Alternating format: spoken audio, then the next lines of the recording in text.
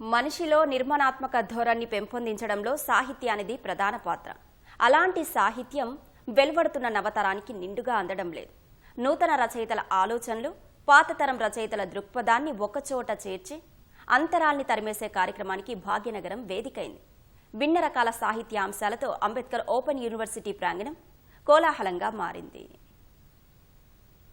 Ambedkar open university వేదికగా ఛాయా literary festival ఘనంగా జరిగింది. లోగిలి, ముంగిలి, కితాబ్, ముచ్చట, బుక్ బజార్ పేరిట వేదికలు ఏర్పాటు చేసి నిర్వహించిన కార్యక్రమాలు సాహితీ ప్రియుల్ని ఆకట్టుకున్నాయి.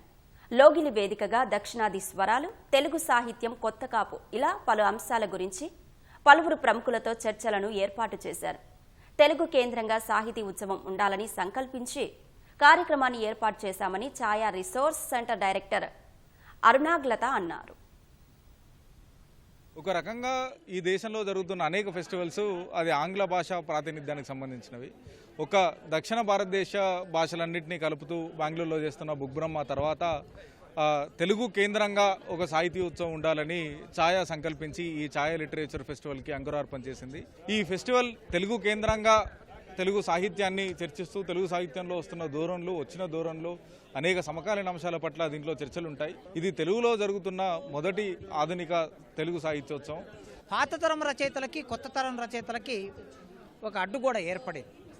ఆ అడ్డుగోడని తెంపడానికి ఈ వేదిక ఉపయోగకరంగా ఉంటుంది.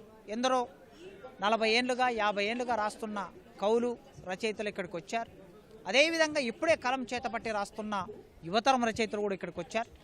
వారికి వీరికి మధ్యలో పరిచయం ఏర్పడటం కావచ్చు, లేదా అవినాభావ సంబంధం ఏర్పడటం కావచ్చు. దానికి ఇది ఒక వేదికగా పనిచేస్తుందని నేను భావిస్తున్నాను. ప్రపంచమంతా మారిపోయిన దాంట్లో మళ్ళీ ఈ నావెల్స్ని ఇవి ఇలా పార్టిసిపేషన్ చేయించడం అందరినీ. నాకు ఎప్పుడో 30 years బ్యాక్ నేను కోటికి వెళ్ళి ఫుట్పాత్ మీద ఇలా బుక్స్ కావాల్సినవి కొనుక్కొని వచ్చేవాడిని చదవటానికి. సో ఒకసారి ఆ మెమొరీస్ అన్ని గుర్తొచ్చాయి. కొత్త తరం రచయితలకు, పాత తరం రచయితలకు ఉన్న అంతరాల్ని, పుస్తక రచయితలకు, పాఠకులకు మధ్య ఉండే వ్యత్యాసాన్ని పూడ్చేందుకు ఇలాంటి కార్యక్రమాలు ఉపయోగపడతాయని యువ రచయితలు అభిప్రాయపడుతున్నారు. యువ రచయితలకు సృజనాత్మకత పెంపొందించడానికి ఇలాంటి కార్యక్రమాలు ఉపయోగపడతాయని వెల్లడించారు. దాదాపు 4 వేదికలు, 40 సెషన్స్. ఇదొక పండుగ. సాహిత్యకారులందరికీ మేము అందరం ఒక దగ్గర కూర్చుంటాం, కలుస్తాం, మాట్లాడుకుంటాం. కరోనా తర్వాత అసలు కలవడాలు అనేది ఆగిపోయిన ఈ టైంలో ఛాయా ఉత్సవం జరగడం చాలా హ్యాపీగా ఉంది. ఇలాంటివి ఇంకా జరగాలి. యాక్చువల్గా ప్రభుత్వం కూడా ఇలాంటి చొరవ తీసుకొని ఇలాంటివి చేయాల్సిన అవసరం ప్రస్తుతం ఉంది.